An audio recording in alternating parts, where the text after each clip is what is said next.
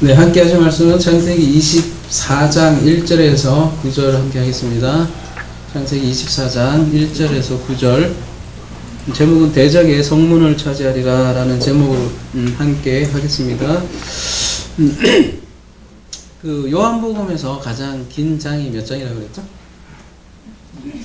6장이었죠? 71절인가 2절인가요? 2절이에요? 1절이잖아요. 보세요. 저는 안 까먹나니까 여러분이 까먹어도. 창세기에서 가장 긴 장은 어딜까요? 24장이니까 묻겠죠. 그죠? 당연한 걸 가지고. 몇 절이에요? 무려 67절이나 돼요. 그래서 내용은 뭐예요? 아주 심플하죠. 무슨 내용이에요? 이삭의 짝을 찾는 그런 내용이죠. 이삭의 배필을 찾는 내용이죠. 누굴 통해서? 늙은 종을 통해서 그 아내 데리고 오는 그런 스토리인데 그렇게 길어, 그죠? 굉장히 길어. 굉장히 디테일하게 되어 있고 자세하게 되어 있다는 거죠. 길다는 거는 할 말이 많은 거죠. 그리고 6장이 그렇듯이 네, 중요하니까 길겠죠. 왜냐하면 성경 자체가 그죠? 신랑과 신랑 신부를 얻는 스토리가 성경의 중요한 메시지이기 때문이죠. 하나님은 자신을 주로 뭐 여러 가지로 묘사하지만 어떨 때는 아버지라고도 하고 어떨 때는 왕이라고도 하고 수많은 언어를 이렇게 돌려가면서 얘기하지만 특별히 남편이라고 자신을 얘기하시는 경우가 많습니다. 예레미야 가보면요. 3장 14절 가보겠습니다. 여호와의 말씀이라 배역한 자식들아 돌아오라. 나는 너희 남편임이라. 내가 너희를 성읍에서 하나와 족속 중 둘을 택하여 너희를 시온으로 데려오고. 자기를 남편이라고 하고 예수님도 뭐라 그래요? 교회의 신랑이라는 얘기를 많이 해요. 그죠? 마태복음 9장 15절 가보겠습니다. 예수께서 그들에게 이르시되 혼인집 손님들이 신랑과 함께 있을 동안에 슬퍼할 수 있느냐. 그러나 신랑을 빼앗기는 날이 이르니 그때에 근심할 것이다. 자기를 신랑으로 왜 말씀을 이렇게 하시죠? 그리고 유명한 천국 비유에서도 마치 그때 천국은 마치 등을 들고 신랑을 맞으러 나간 열처녀와 같다는 이렇게 자신을 신랑으로 이렇게 묘사를 합니다. 그래서 창세기 24장은 신랑의 신부 얻는 내용인데 굉장히 자세하게 되어 있습니다. 오늘은 9절까지 한번 살펴보도록 하고 그에 담긴 메시지가 무엇인지 우리가 함께 나누도록 하겠습니다. 1절 아브라함이 나이가 많아 늙었고 여호와께서 그에게 범사에 복을 주셨더라. 나이가 많아 늙었다. 이 얘기는 죽음이 이제 가까웠다는 것을 암시를 하겠죠. 그런데 그 아브라함에게 어때요? 범사에 복을 주었더라. 이렇게 얘기를 하고 있습니다. 창세기 24장에 이 복이라는 단어, 바라크, 그죠? 몇 번 나올까요? 여러분 노트북 하시고 계시는데 고를 때 컨닝을 하셔서 찾아오시면 되겠죠. 몇 번 나와요? 그냥 제가 말씀드릴게 시간 관계상 정확하게 7번 나옵니다. 찾아보시면 정확히 7번 나와요. 굉장히 중요하니까 나오겠죠. 자주 나오고. 그래서 그 복, 특별히 이 늙었다는 표현과 복과 함께 지금 나오고 있습니다. 여러분 늙는다는 건 뭘까요? 죽음이라는 건. 왜 죽어요? 사람이? 늙어서 죽고. 근데 순환문법이죠. 그럼 늙는다는 건 뭐입니까? 죽는 거. 죽는다는 건 뭐예요? 늙는 거. 순환문법인데. 새로 태어나기 위해서. 예, 새로 태어나기 위해서는 근데 어떻게 해야 된다는 얘기겠어요, 그러면? 계속 지금 뭔가 순환되는 것 같은데. 늙는다는 우리 저 흰머리 얘기도 했지만 상상돈 때 그죠? 힘 빠지는 과정 같아요. 그래서 우리가 여기 흰머리가 되면 그 백발은 노인의 영광이다 이렇게 얘기하는데 여러분 흰머리가 많이 생기더라도 좌절하지 마십시오. 그죠? 여러분의 힘이 그만큼 빠지고 죽음이라는 건 그 모든 힘이 다 빠지는, 그래서 성경을 죽음을 완성이라고 얘기를 합니다. 네? 완성의 죽음. 네. 그래서 새롭게 태어나기 위해서 죽는다고 했는데 힘이 다 빠지는 거. 그래서 복이라고 하네요. 여기서는요. 2절 아브라함이 자기 집 모든 소유를 맡은 늙은 종에게 이르되 청하건대 내 허벅지 밑에 내 손을 넣어라. 이 종은 어때요? 자기 집 모든 소유를 맡은 늙은 종이에요. 그러니까 어떤 종이겠어요? 굉장히 신뢰를 얻는 종이겠죠. 마치 요셉이 뭐예요? 요셉이 보디발의 모든 소유를 맡겠다 이런 표현을 하듯이 굉장히 전폭적인 신뢰를 얻는 종이겠죠. 근데 지금 굉장히 중요한 맹세를 하려고 하고 있습니다. 원어를 조금만 보시면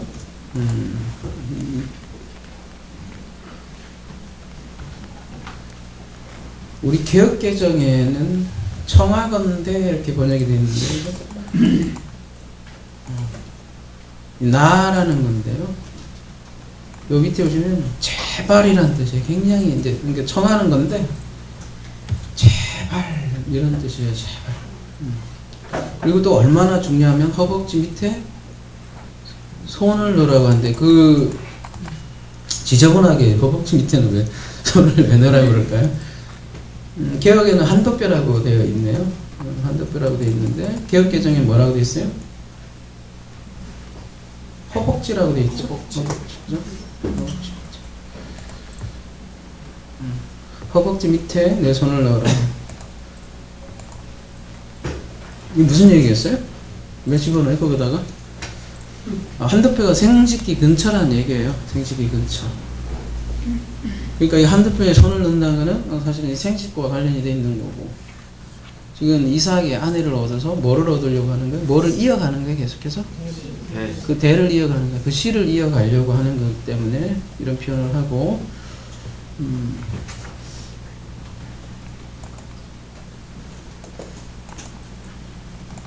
3절에요. 내가 너에게 하늘의 하나님 땅의 하나님이신 여호와를 가리켜 맹세하게 하노니 너는 내가 거주하는 이 지방 가나안 족속의 딸 중에서 내 아들을 위하여 아내를 택하지 말고 내 고향 내 족속으로 가서 내 아들 이삭을 위하여 아내를 택하라. 그러니까 하늘과 땅 이렇게 얘기하면서 얘기하죠. 그 성경에서 이 하늘과 땅을 사용할 때 그 맹세 개념으로 좀 씁니다. 신명기 가볼게요. 30장 19절 내가 오늘 하늘과 땅을 불러 너희에게 증거를 삼느라 내가 생명과 사망과 복과 저주를 내 앞에 두었은즉 너와 내 자손이 살게 하여 생명을 택하고.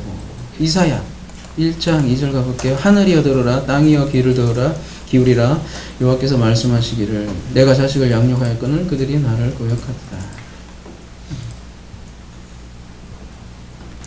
그러니까 중요한 맹세하거나 계약을 체결할 때 이렇게 하늘과 땅을 부르는 관습이 당시에 있었고요. 지금 아브라함이 한도뼈다가 집어넣는 거는 죽음의 맹세를 지금 하고 있는 거예요.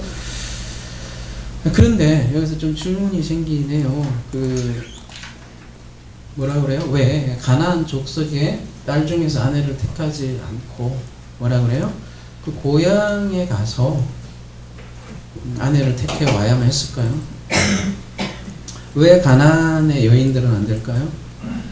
단순히 가나안 족속 여인들이 타락해서 짝맺을 인간이 없어서 전부 다 불신자여서 왜 그럴까요? 왜 굳이 그 고향 땅 우르에서 데리고 와야만 할까요? 이런 부분을 좀 생각해 봅시다. 그래서 그 리브가를 데리고 오는 가장 핵심적인 이유가 바로 오늘 제목이 에도 있는데요. 창세기 24장 60절에 가보면요. 이런 말씀을 하세요. 저 뒤에 가면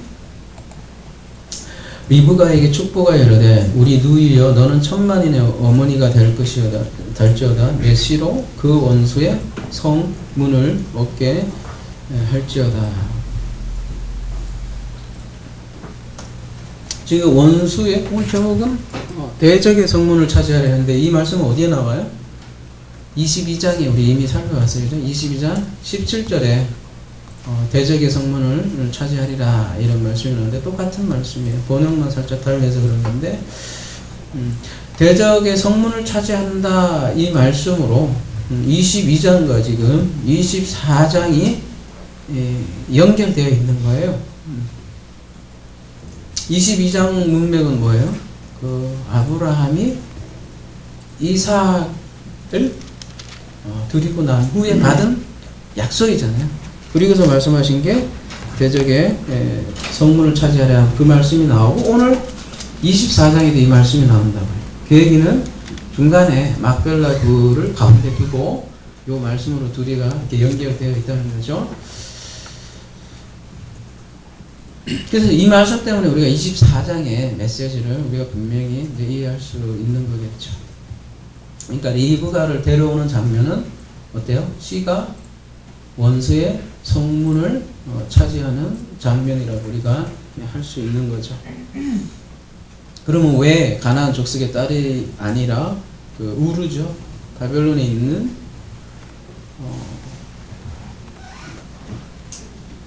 리브가죠. 네, 왜 우르에 있는 그 딸이어야 합니까?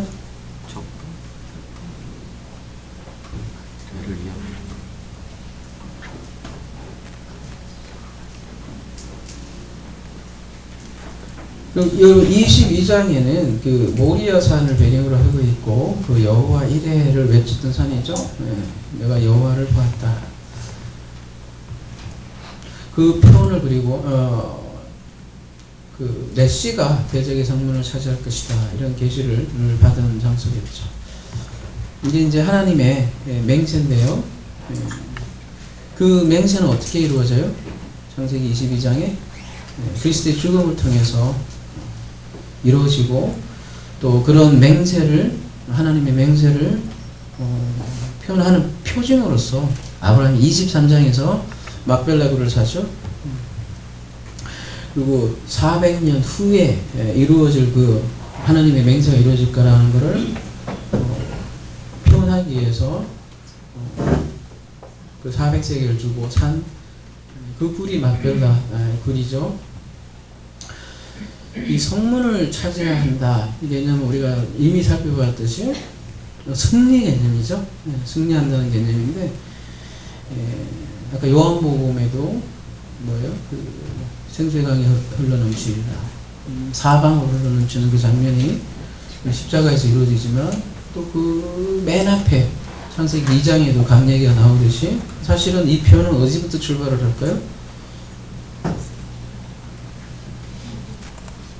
이것도 창세기부터 이미 대적의 성문을 차지하라는 표현만 살짝 다르지 똑같다는 거죠. 창세기 3장 15절 가볼게요. 내가 너로 여자와 원수가 되게 하고 내 후손도 여자의 후손과 원수가 되게 하리니 여자의 후손은 내 머리를 상하게 할 것이요 너는 그의 발꿈치를 상하게 할 것이니라 하고 이거 뱀에게 얘기하는 거잖아요. 요 복음이죠. 원시복음이라고 흔히들 얘기하지만 요 내용과 C가 대적의 성문을 차지하라는 말씀하고 사실은 똑같은 거라는 거죠. 우리 22장에서는 그 약속했을 때 별과 모래 언급하면서 대적의 성문을 차지하라 이런 얘기를 한 적이 있었잖아요. 그러니까 대적은 누구라는 거예요? 성경에서 말하는 진정한 대적은 하나님을 대적하는 22장에 별과 모래로 비유한다면 그 모래는 누구를 대표한다고 그랬어요? 이스마엘 자손들을 상징한다고 그랬잖아요. 그래서 성경에서 말하는 대적은 뭐예요? 하나님을 대적하는데 뭘로 대적을 한다는 거예요? 이스마엘처럼 그런 하나님의 약속에 입에되는 그 율법을 율법으로만 표적으로 섬기는 그 사람들이 바로 원수라는 거죠. 그 모래를 별 같은 존재들이 차지한다는 거잖아요.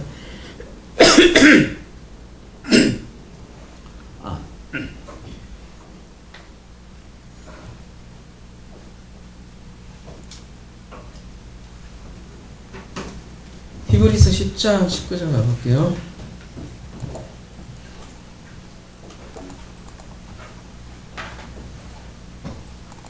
그러므로 형제들아 우리가 예수의 피를 입어 지성소에 들어갈 담력을 얻었나니 그 길은 우리를 위하여 휘장 가운데로 열어놓으신 새로운 살 길이요 휘장은 곧 그의 육체니라. 창세기 3장에 보면 또 뭐 이렇게 두루 도는 칼인가요? 그걸로 이렇게 막히는 장면이 있죠. 지성소인데 못 들어가는 거죠. 근데 나중에 뭘로 들어가는 거예요? 뭐 때문에? 누구 때문에? 그리스도 때문에 이 휘장이 찢어지잖아요. 그 일종의 그 문이 이 휘장으로 닫혀져 있는 그 문이 열리는 거죠. 요게 어떤 장면이에요? 대적의 문을 차지하는 그런 장면이라는 거죠.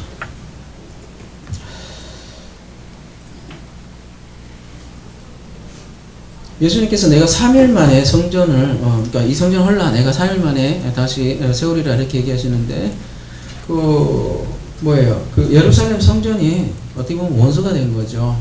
하나님께 인도할 예루살렘 성전이 오히려 지옥 자식을 만들었고요. 그러니까 그 성전은 어때요? 허물어야 되는 거죠.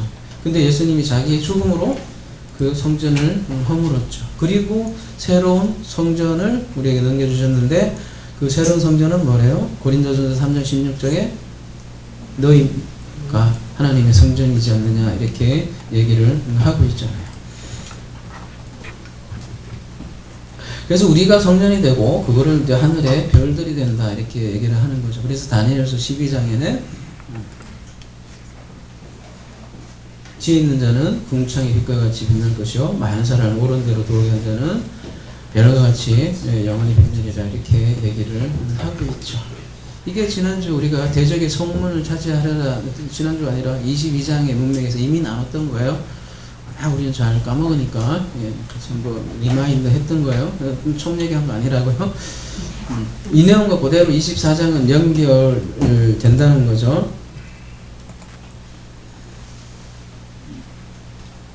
그래서 대적의 성문이 결국은 누구겠습니까? 존재론적으로 본다면 대적이 누구겠어요? 하나님이 남편인데 이 남편 속세기는 요 인간들이 있다고요. 누구겠어요? 그게 바로 뭐예요?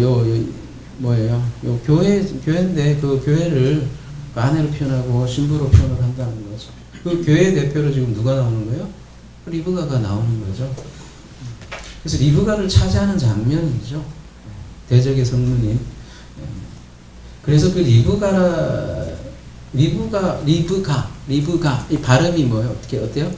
여러분 바라크 그 베이트하고 레시 바라크 그거랑 리브가 둘 다 베이트 레시가 포함됩니다. 아브라함 할 때도 베이트 레시 이렇게 다 엮여 있다고 복하고 그러니까 아브라함하고 리브람하고 복과 거의 유사한 발음을 일부러 의도적으로 이렇게 이름이 그렇게 되어 있는 거죠. 자 이렇게 아내를 구하는 장면이라고 했어요. 근데 오늘 이 아내를 데리러 가는데 누구에게 시켜요? 늙은 종을 지금 방해를 한단 말이죠. 왜? 이삭에 돕는 배필이잖아요. 왜 직접 가지 않고 아브라함의 종을 보낼까요? 오늘 뭐 오전에 얘기한 아포스텔로죠. 네. 왜 이삭을 안 보내고 이삭은 바쁘니까? 이 종은 누굴까요? 늙은 종은? 이름은 안 나오는데 추정해보면 창세기 15장에 보면 이런 말씀이 있죠. 나의 상속자는 이 다메섹 사람 엘리에셀이다. 이게 이제 종 중에 가장 신임하는 종이 아마 엘리에셀이었던 것 같아요. 이 엘리에셀이라는 뜻이 뭐예요? 기억나세요? 창세기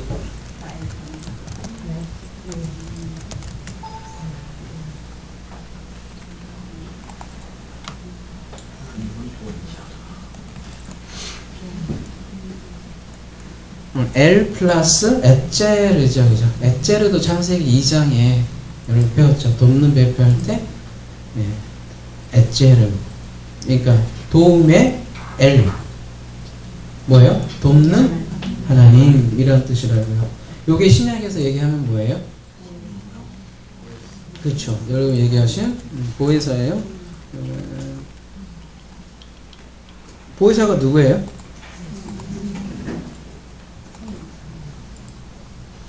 뭐 자기가 보혜사라고 우기시는 분 많은데 그죠? 7절 그러나 내가 너에게 실상을 말하노니 내가 떠나는 것이 너에게 유익이리라. 내가 떠나지 않으면 보혜사가 너희를 오지 아니할 것이요 가면 내가 그를 너에게 보내리니 그가 와서 보혜사가 와서 저에 대하여 이에 대하여 심판하여 세상을 책망하시리라. 이 보혜사가 누구예요? 13절에 보면 또 얘기하죠. 그죠? 진리의 성령이 오시면 이게 보혜사예요. 진리 성령이 오시면 그가 너희를 모든 진리 가운데로 인도하시니 그가 스스로 말하지 않고 오직 들은 것을 말하며 장래일을 너에게 알리시니라. 모든 진리 가운데로 인도하는 영. 요게 보혜사라고 얘기를 하고 있네요. 그러니까 그 진리 가운데로 인도하는데 그 진리의 내용이 뭐냐면 죄의 심판에 대해서 엘렌코 알린다는 거죠. 밝히 보여주는 그 영이 보혜사라고 하는데 요한복음 14장에 보면 내가 아버지께 구하겠으니 그가 또 다른 보혜사를 너희에게 주사 영원토록 너희와 함께 있게 하리니 그는 진리의 영이라 이렇게 얘기하고 있잖아요. 그러면은 또 다른 지금 또 다른 보혜사라고 하잖아요. 그러면 보혜사가 진리의 영인데 또 다른 보혜사면 지금 14장 16절에 화자가 누구예요? 예수님이잖아요. 그럼 예수님은 뭐라는 얘기예요?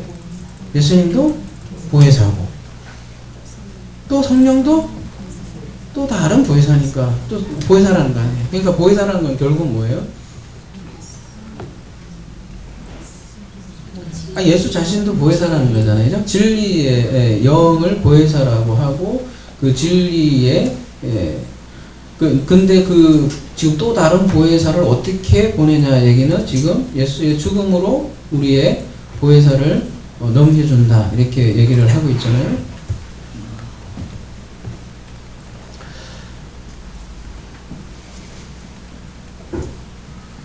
하나님은 그 말씀으로 일하시는 거죠. 근데 그 말씀이 육신을 입고 일하신다는 거죠. 그러니까 예수도 보혜사고 성령도 보혜사고. 근데 궁극의 목적은 진리로 인도하는 그 영이 보혜사라는 거죠.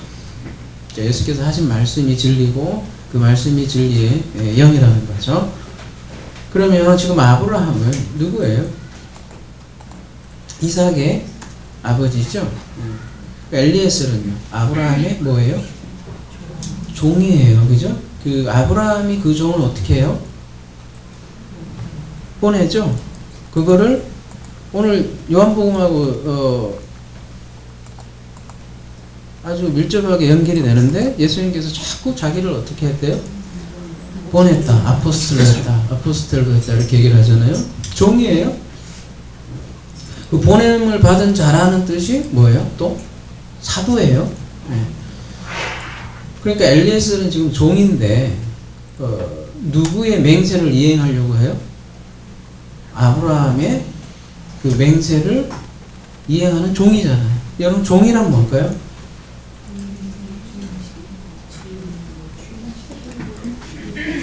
아바드 그 종이라는 게 뭐예요? 섬기는 거잖아요.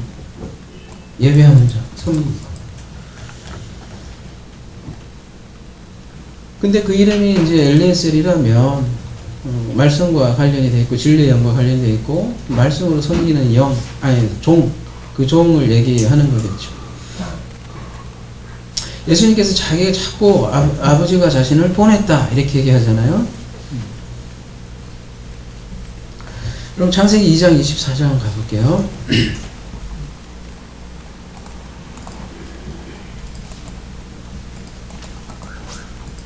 이것도 아까 저희가 중간에 얘기를 했는데 또 하필 이 말씀이 나오네, 그죠?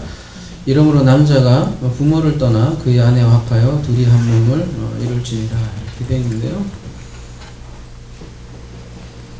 떠났다는 건 아니고 24절이 미완료가 되어 있으니까 떠날 것이다 이렇게 되어 있고요. 남자가 부모를 떠날 것이다 이렇게 되어 있습니다. 이때 남자는 누굴까요? 창세기 2장 24절에 뭐 당연히 아담이겠죠.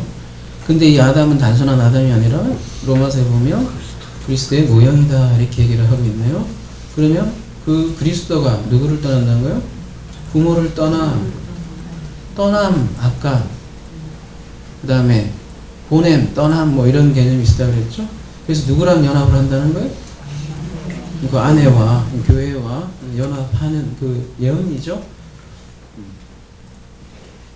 그 말씀인 그리스도가 여자와 한 몸이 된다는 거잖아요. 그거를 뭐라고 하면 말씀이 육신되다, 말씀이 육신과 하나 되다 이렇게 얘기를 하는 거죠.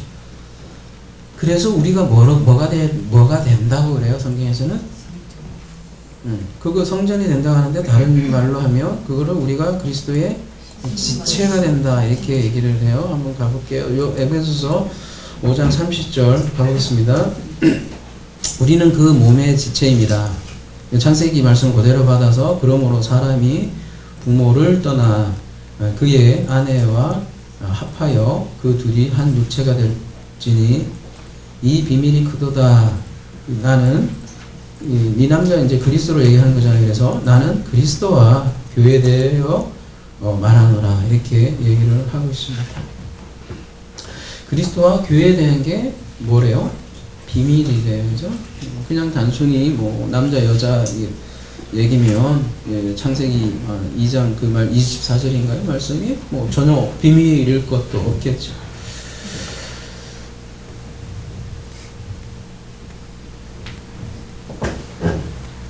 그 말씀 육신이 되니 영광이 충만하더라 이런 말씀이 있잖아요.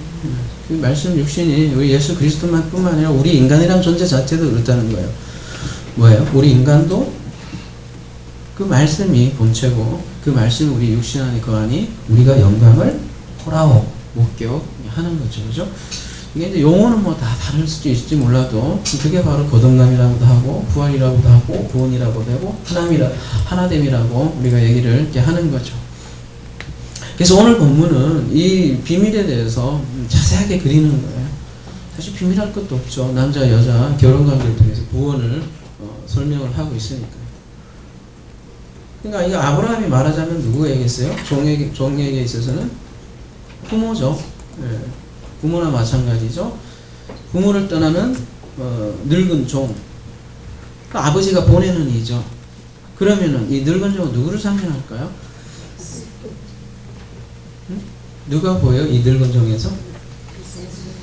예수 그리스도죠. 근데 이삭을 대신해서 보내는 거니까 파견하고 말씀으로 섬기는 종을 상징을 하는데 종으로 오신 그리스도를 그대로 나타내 준다고 할 수 있죠. 그래서 이 엘리에셀은 아버지의 말씀, 맹세를 가지고 떠나는 거예요. 그게 부모를 떠나 여자와 하나 된다는 거죠.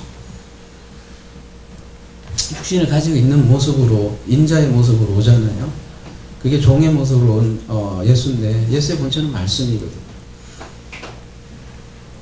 그래서 그 말씀을 가지고 아브라함을 떠나 부모를 떠나 여자를 만나러 가는 거죠. 그래서 그 먼 길을 떠나 종으로 오신 보혜사 곧 그리스도를 보여주는 그림이라고 할 수 있습니다. 5절 그렇게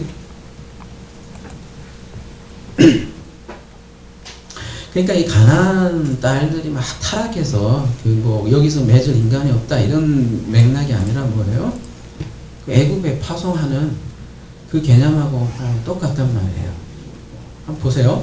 자, 그렇게 했더니 종이 뭐라 그래요? 종이 이르되 여자가 나를 따라 이 땅으로 오려고 하지 아니하거든 내가 주인의 아들을 주인이 나오신 땅으로 인도하여 돌아가리까. 무슨 말이에요?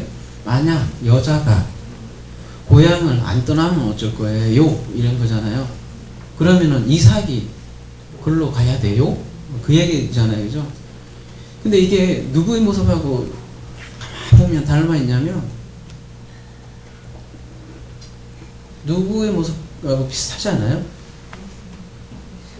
출애굽기 가볼게요. 출애굽기 3장 9절. 이제 가라. 이스라엘 자손의 부르짖음이 내게 달하고 애굽 사람이 그들을 괴롭히는 학대도 내가 보았으니 이제 내가 너를 바로에게 보내어 너에게 내 백성 이스라엘 자손을 애굽에서 인도하여 내게 하리라. 이랬더니 모세가 뭐래요? 하나님께 아뢰되 내가 누구이기에 바로에게 가며 이스라엘 자손을 애굽에서 인도하여 내리까? 하나님이 이르시되 내가 반드시 너와 함께 있으리라. 네가 그 백성을 애굽에서 인도하여 낸 후에 너희가 이 산에서 하나님을 섬기리니 이것이 내가 너를 보낸 증거니라. 그랬더니 모세가 또 뭐래요? 모세가 하나님께 아뢰되 내가 이 이스라엘 자손에게 가서 이르기를 너희의 조상의 하나님이 나를 너희에게 보내셨다 하면 그들이 내게 묻기를 그의 이름이 무엇이냐 하리니 내가 무엇이라고 그들에게 말하리까?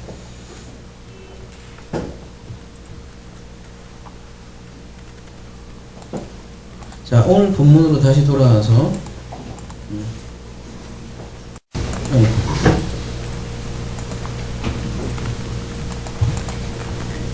아브라함이 그에게 이르되 내 아들을 그리로 돌아가지 아니하도록 하라. 이렇게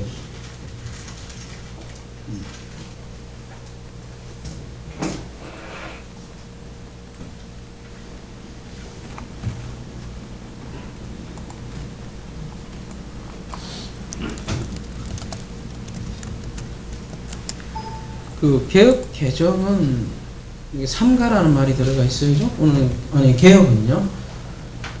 근데 개혁 개정에 이게 또 빠져 있네요. 가끔 개혁이 더 좋을 때도 있어요. 보면 샤마르라는 단어를 쓰고 있는데 삼가 이게 무슨 말이겠어요? 삼가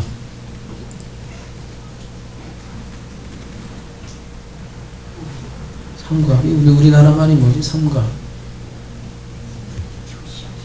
조심해라. 준수해라. 삼가 뭐뭐 해라 이랬을 때는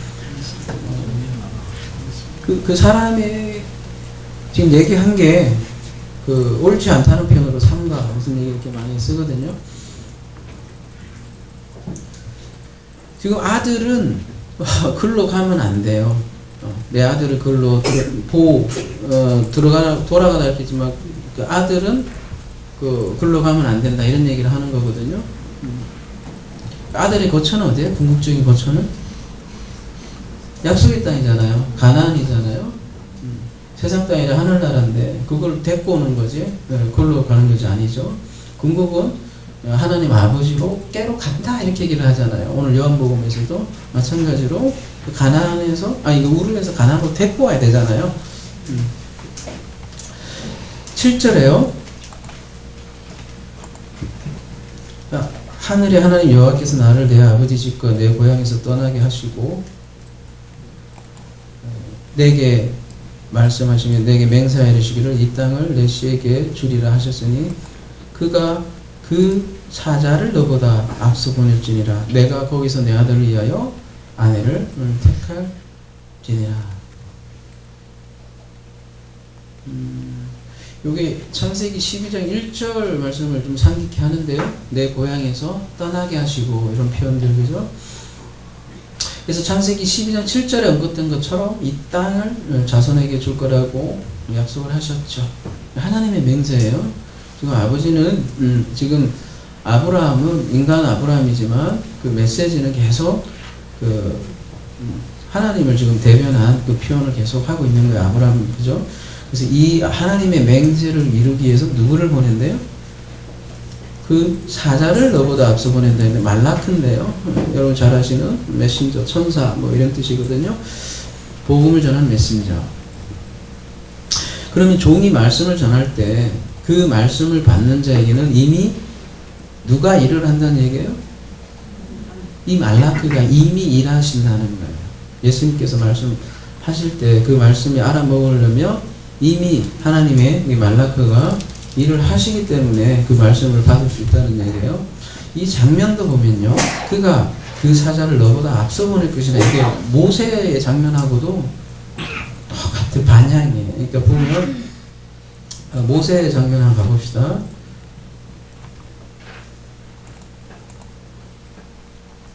출애굽기 3장 2절 가볼게요. 여호와의 사자가 떨기나무 가운데로 나오는 불꽃 안에서 그에게 나타나시니라. 그가 보니 떨기나무에 불이 붙었으나 그 떨기나무가 사라지지 아니하는지라. 아주 유명한 말씀이죠. 여호와의 사자가 누구에게 나타난 거예요? 모세에게 나타났죠. 모세를 통해 애굽에 있는 백성들을 출애굽시키죠. 그죠? 근데 먼저 여호와의 사자를 모세에게 보내죠. 이때 떨기나무는 뭐를 상징한다고 그랬었죠? 왜 하필이면 그 많은 나무 중에 하긴 뭐 광야에 떨기나무가 제일 많았겠죠. 근데 이 떨기나무는요, 우리가 나무 할 때 다뤘지만 그 인간을 상징하는 거라 했잖아요. 보잘것없는 인간에게 무슨 옷을 입혀요? 금이라는, 그죠? 금이라는 옷을 입혀서 하나님의 영광이죠. 금은 그 하나님의 영광을 입혀서 성전을 기물을 다 만드시고 그렇잖아요. 근데 왜 하필 거기 떨기나무에 불이 붙습니까?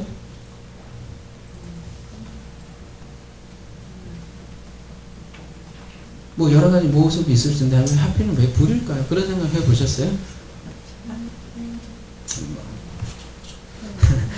그 단서가 있어요. 출애굽기 3장 전에 2장에 보면 제일 마지막에 무슨 말씀이 있냐면 뭐라고 했냐면 이게 나타난 이유가 뭐라고 표현되냐면 하나님이 그들의 고통 소리를 들으시고 하나님이 아브라함과 이삭과 야곱에게 세운 그의 언약을 기억하사 이런 말씀을 해요. 언약 때문인데 지금 모세죠. 모세인데 400년 뒤로 백도 해봅시다. 쭉 뒤로 돌려봅시다. 그러면 무슨 장면이에요? 연결이 돼요?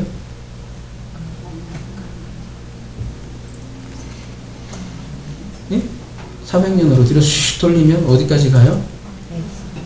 그 창세기 15장에 헷불 언약까지 가죠. 거기서 뭐라고 그래요? 400년 동안 이방의 계획이 되고 400년이 지나면 가나안 땅으로 들어갈 가나안 땅을 약속해 주셨죠.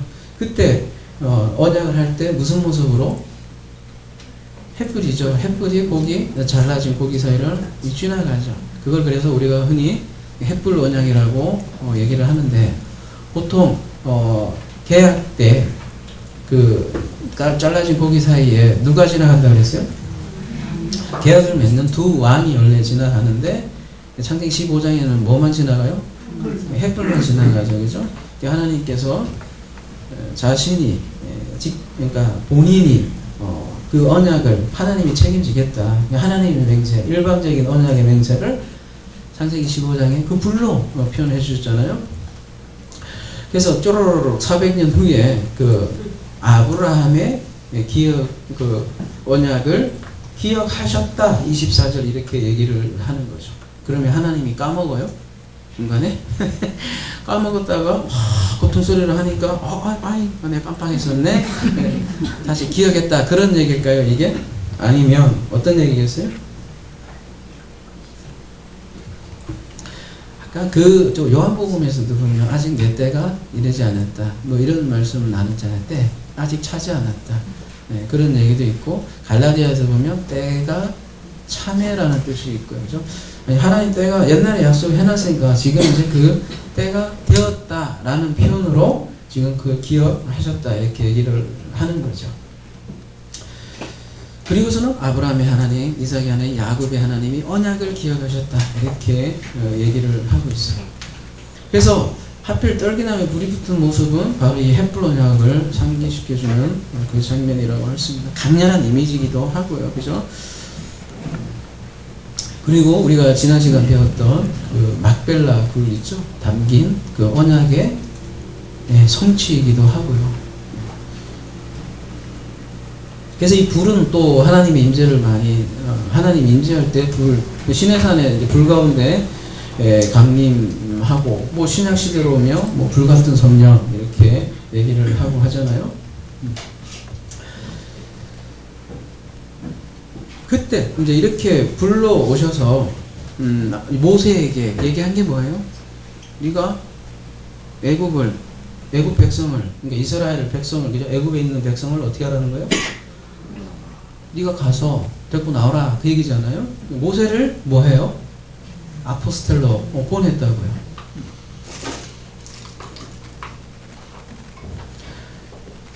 그래서 모세는 오늘 본문의 용어로 얘기하면 뭐예요? 하나님의, 그래서 뭐라고 얘기할 수 있어요? 종이라고요.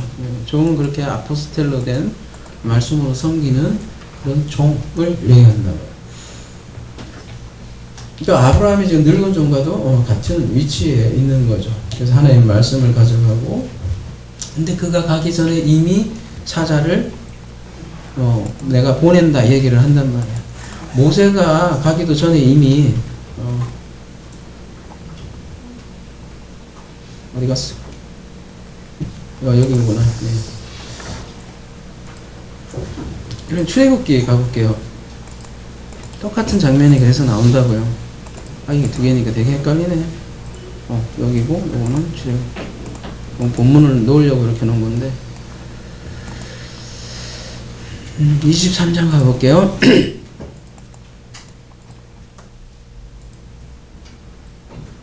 내가 사자를 내 앞에 보내어 길에서 너를 보호하여 너를 내가 예비한 곳에 이르게 하리니 너희는 산과 그의 목소리를 충정하고 그를 너희께 말라.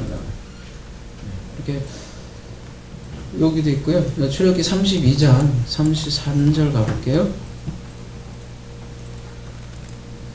이제 가서 내가 내게 말한 곳으로 백성을 인도하라. 내 사자가 내 앞에서 가리라. 그러나 내가 보응할 날에는 그들의 죄를 보응하리라. 출애굽기 33장 2절 내가 사자를 너보다 앞서 보내어 가나안 사람, 아모리 사람, 헷 사람, 그리스 사람, 히윗 사람, 여부 사람을 쫓아내고. 모세가 가지만 그 사람들을 실제로 움직이는 것은 그 영이라는 얘기예요. 쉽게 얘기하면. 근데 그 모세가 죽고 실제적으로 가나안에 이렇게 정복한 사람은 누구예요? 인물로 얘기하면 여호수아잖아요. 그죠? 여호수아. 여러분 여호수아가 모세의 후계자잖아요. 어떻게 보면. 그랬을 때 인간적으로도 얼마나 두려웠겠어요. 그죠? 그 두려운 마음으로 어떻게 했어요? 여러분 인간이라면 가나안을 어떻게 정복할까? 그 참모진들하고 전략, 전술을 짰을 거 아니에요. 그죠? 맨날 며칠을 세워서 짰을 수도 있고. 근데 하나님께서 이런 말씀을 하세요.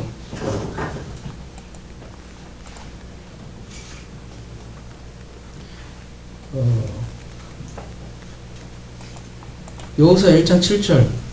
여러분 참 좋아하시는 말씀이죠? 오직 강하고 극히 담대하여 나의 종 모세가 내게 명령한 그 율법을 다시 행하고 우로나 좌로나 치우치 말라. 그리하면 어디로 가든지 형통하리라. 8절 이 율법책을 내 입에서 떠나지 말게 하며 주야로 그것을 묵상하여 그 안에서 기록된 대로 다시 행하라. 그리하면 내 길이 평탄하게 될 것이요 내가 형통하리라. 내가 내게 명령한 것이 아니냐. 뭐예요? 강하고 담대하라. 두려워하지 말고 놀라지 말라. 내가 어디로 가든지 내 여호와가 너와 함께 하리라 하시니라. 여러분 보세요. 이 전쟁에 앞둔 여호수아에게 하나님이 하신 말씀이 뭐예요? 전략, 전쟁에 대한 전략, 전술에 대한 말씀은 하나도 없어요. 그죠? 군비를 증강하고 군사를 이런 거북 무슨 법이에요? 그 적벽대전에 나오는 그런 법도 아니고 하는 말씀이 뭐예요? 율법을 주야로 묵상해라 이 얘기만 하신다니까요. 깎아가지고 그죠?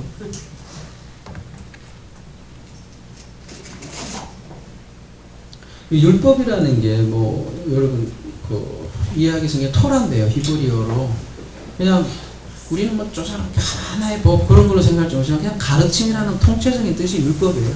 그러니까 하나님의 가르침. 그거를 어떻게 하라는 거예요? 아니 좁게는 모세 오경을 얘기하는 건데 하나님의 가르침 자체를 어떻게 하는 거예요? 계속해서 묵상하라는 거예요.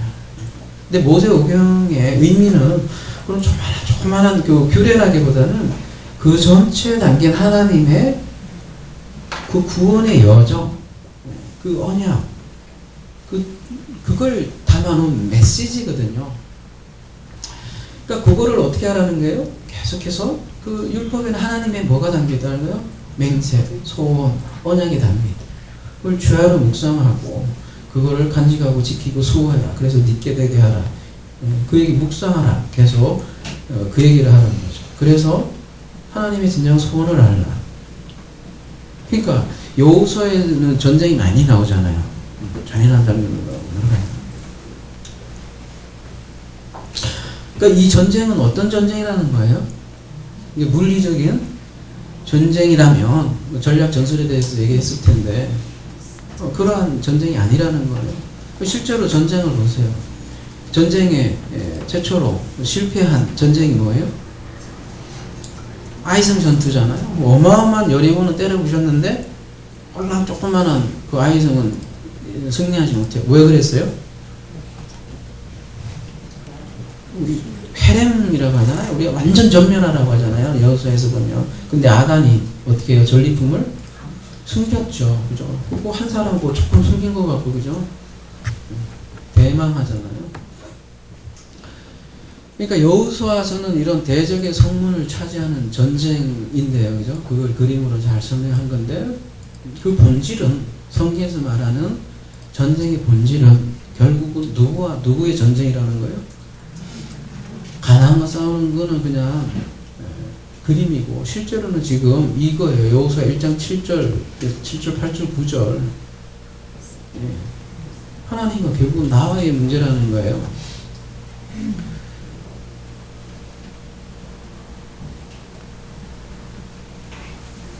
근데 이거를 그대로 물리적 전쟁으로 해석하시는 분들이 많아요. 그죠? 그러면 어떻게 가요? 이 여호수아의 전쟁을 정복 전쟁으로 보겠죠. 그럴 경우는 어떤 메시지가 나오고 있어요? 불신 국가를 제거해야 되고, 그죠? 목적이 선하잖아요. 그러니까 무력을 사용해서 전부 다 크리스천 국가를 만들어야 되고, 그잖아요. 지금도 광장에 보면 뭐 십자가 등장을 하잖아요. 창피해 죽겠어. 거기에 왜 저기 십자가 왜 나와요? 가만히나 좀 있지. 성적이는 또 왜 나와? 또 이스라엘 국기는 왜 나와요? 그런 거 아니겠어? 가만히 보면 뭔가 이 말갱이들인 거야 다. 에? 자기 그 가치에 아닌 사람들은 죽여야 돼. 그런 사람들은 지금 뭐 돌에 피를 깔자고 하잖아요. 그러다 자기들이 3명 죽었지만 이게 정복주의라고요. 정복주의. 정복주의하고 성공주의는 아주 밀접한 관련이 있는데, 그래서 크리스천은 반드시 승리해야 되고 세상에서 성공해야 되고, 그게 하나님께 영광 돌리는 길이라고 생각을 한다는 거죠. 어떻게 하든 남을 이겨야 되는 거예요. 그래야 내가 출세하고 성공하고.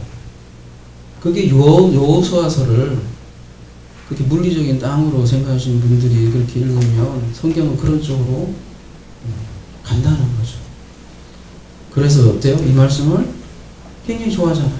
하고 탐대하고 그래. 우리 아이들에게 뭘 가르쳐요? 하고 탐대하고 연구하면서 성공해라 이거 아니야? 말하자면, 그죠? 성공하는 거 아니에요? 뽐대를 보여줘라. 쫄지 마라. 불신자를 제거하라. 이거 아닙니까? 그죠?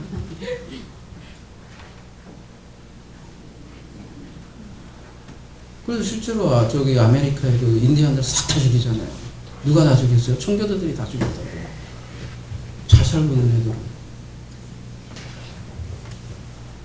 그거 하자고 성적이 들고 지금 돌아다니는 거 아니에요, 여러분? 이게 정치적인 발언이에요? 지금 여호수아는 그런 힘이 센 터프가이 지금 그 리더를 얘기하는 게 아니에요. 강하고 당대하고 이게 그런 얘기 아니라니까요.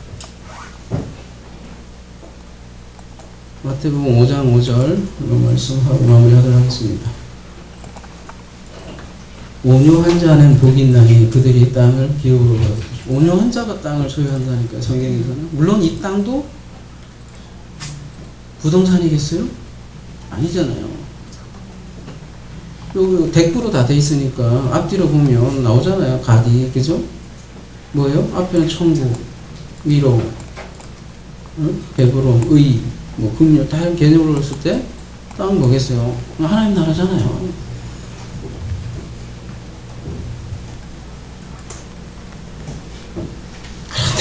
저 돌아다니면서 땅 밟게 하면 또 하나님 나라 될 줄 알고 막 돌아다니면서 남의 땅에 가서 뭐 그죠? 절에 가서 무슨 자체 창피해 죽겠어. 아니, 기독교라고 하기도 창피해요 정말. 제발요 진짜. 이게 다 우리가 말씀을 무지에서 그 말씀을 읽는 무지에서 나오는 행동들이라니까요. 성경에서 온유하다는 아까 그 여호사 말씀을 묵상하고 주야를 묵상해서 말씀을 지키는 자, 즉 성경에서 온유하다라는 건 자기 머리에 없어진 사람이에요. 그 온유라고 한다고요. 그런 사람을 종이라고 그런다고요. 자기 머리에 없어진 사람. 그런 사람만이 아베드 예배가 될 수 있다는 거죠. 예수가 이러한 온유한 종으로 우리를 섬기러 왔다 이렇게 얘기를 합니다. 그런 사람이 천국을 소유한다는 거예요. 그러니까 하나님이 여호수아 1장 7절, 8절, 9절 제일 염려한 게 여호수아였어요. 뭐냐? 율법에 대한 그 망각의 위험성 때문에 계속 그 전략 전술을 얘기하는 게 아니고 제발 율법에 대해서 묵상해라. 그게 바로 대적의 성문을 차지하는 길이다. 전쟁은 내가 할게. 진짜 전쟁은 너하고 나의 문제다. 그 얘기하는 거라. 그래서 여호수아에게도 또 등장을 해요. 뭐가요? 여호수아 5장 13절 가볼게요. 여호수아가 여리고에 가까이 이르렀을 때 눈을 들어 본즉 한 사람이 칼을 빼어 손에 들고 마주 서 있는지라. 여호수아가 나가서 그에게 묻되 너는 우리를 위하느냐 우리의 적들을 위하느냐. 그가 아니라 나는 뭐래요? 여호와의 군대 대장으로 지금 왔느니라 하는지라. 여호수아가 얼굴을 땅에 대고 엎드려 절하고 그에게 이르되 내 주여 종에게 무슨 말씀을 하시라니까. 15절 여호와의 군대 대장이 여호수아에게 이르되 내 발에서 신을 벗으라. 무슨 장면하고 똑같아요? 모세와 똑같죠. 내가 선 것은 거룩하니라 하니 여호수아가 그대로 했느니라. 그러니까 이 가나안 전쟁은 단순한 물리적인 전쟁을 얘기하는 게 아니라는 거죠. 그래서 여호와의 군대 대장이 천사라는 모습으로 등장을 하고 그 사자를 본 모세와 같이 신발을 벗는 거죠.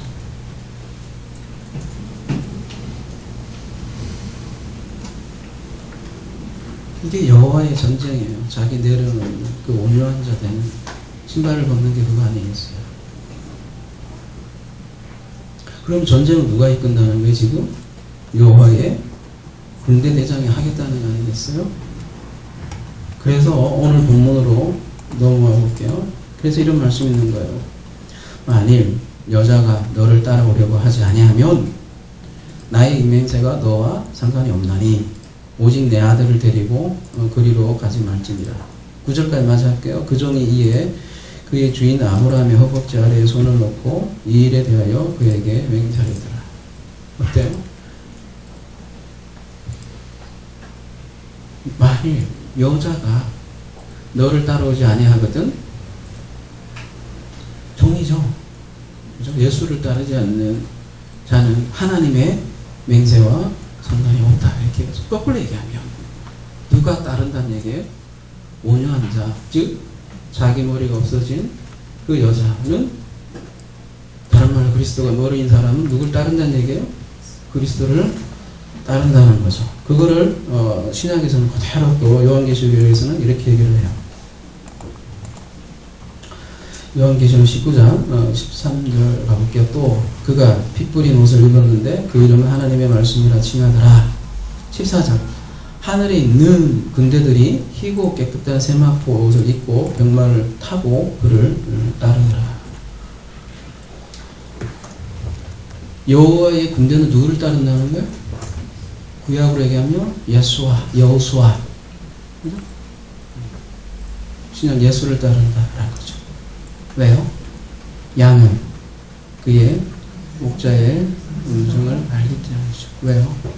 양은 이미 하나님의 말라크가 그의 안에서 섬기고 알아듣게 먹게 이미 만들어 놓기 때문에 그 말씀을 안다는 거죠.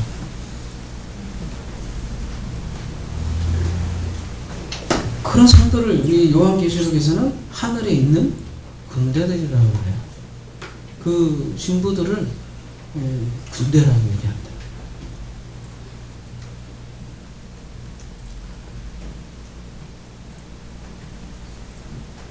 그래서 마지막 오늘 말씀은 한독배에 넣는 장면으로 끝나잖아요. 죽음의 맹세죠.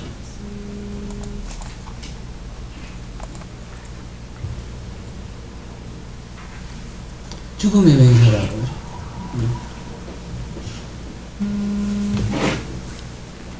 아버지의 맹세를 위해서 종으로 오신 죽기까지 섬긴 그리스도를 상징한다는 거죠. 정리하겠습니다. 오늘 본문을 정리하자면 늙은 종을 통해서 아내를 얻는 아버지 이야기예요. 늙은 종, 성경에서는 모세, 여호수아 계속해서 등장하는데 모두가 그 말씀을 가진 육신들이라는 거죠. 전부 다 그리스도를 향해 있는 거고 그리스도 이야기고 그리스도 이야기는 곧 누구 이야기다? 바로 우리 이야기라고. 우리 얘기라고. 우리 때문에 예수 그리스도의 그 스토리도 있는 거죠. 그리고 우리는 하늘에 있는 군대들이라고 얘기를 합니다. 군대는 누구를 따르게 돼 있어요, 그러면? 그리스도를 따르고 있다는 거예요. 그리스도를 따르고. 그렇다고 아까 여러분 농담으로 얘기하셨던 내가 보혜사다 그런 사람 다 하지 마시고요. 그리스도 여기 있다 저기 있다 여기 있다 안 한다.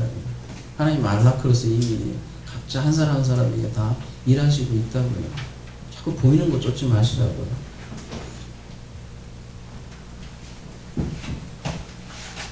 그래서 하나님이 이러한 하늘에 있는 군대들을 통해서 어떻게 한다는 거예요? 대적의 성문을 차지한다는 거죠. 아무쪼록 이렇게 하늘의 군대들로서 대적의 성문을 차지하는 저와 여러분이 되기를 기도합니다. 아멘.